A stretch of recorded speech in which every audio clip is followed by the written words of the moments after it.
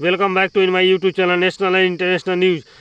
रूस और यूक्रेन के विवाद से निकलती एक बड़ी खबर। दिन बीतने के साथ ही दुनिया पर खाद्यान्न संकट का खतरा भी बढ़ता जा रहा है। यूक्रेन ने इस स्थिति के लिए रूस को जिम्मेदार बताया है।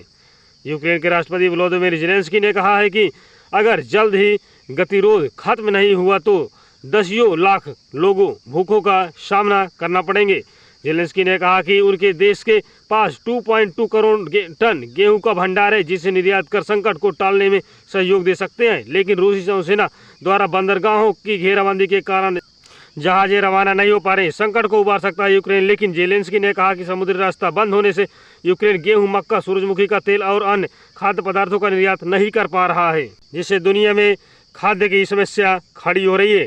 अगर यूक्रेन निर्यात में सक्षम हो तो दुनिया में खाद्य पदार्थों की कीमत नियंत्रित करने में मदद मिल सकती है। यूक्रेन और पश्चिमी देशों ने रूस का खाद्यान्न को हथियार की तरह इस्तेमाल करने का आरोप लगाया है, जबकि रूस ने कहा है कि पश्चिमी देशों के लगाए प्रतिबंधों के चलते दुनिया पर खाद्य संकट मंडरा रहा है। पश्चिमी देशों ने रूस को ठहराया जिम्मेदार। पश्चिमी देशों ने रूस पर प्रतिबंध लगाकर खाद्य संकट का खतरा पैदा किया है। तुर्की ने रूस की प्रतिबंध हटाने की अपेक्षा का समर्थन किया है। कहा है कि रूस सबसे बड़ा गेहूं निर्यातक है, उसके निर्यात पर से प्रतिबंध हटाकर खाद्य संकट को खत्म किया जा सकता है। इससे महंगाई के नियंत्रण में भी मदद मिलेगी। अमेरिका और अन्य पश्चिमी देशों ने यूक्रेन पर हमले के विरोध में रूस पर प्रतिबंध लगाए हैं।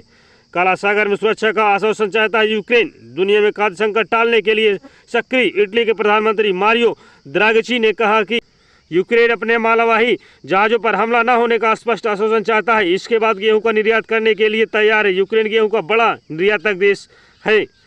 द्राघिची ने यह बात यूक्रेन के राष्ट्रपति वोलोदिमीर ज़ेलेंस्की से टेलीफोन पर बात करने के बाद कही है। काला सागर में आवाजाही ठप। यूक्रेन के जहाज काला सागर से होकर ही किसी देश में जा सकते हैं, जबकि काला सागर में रूस ने अपने ऊपर पश्चिमी देशों के लगाए प्रतिबंध हटाए जाने के बाद ही काला सागर से आवागमन सुनिश्चित करने और अपना गेहूं निर्यात करने की बात कही है। विवादित हो कि रूस दुनिया का सबसे बड़ा गेहूं निर्यातक देश है, लेकिन इटली सहित पश्चिमी देश रूस से प्रतिबंध हटाने पर चुप हैं।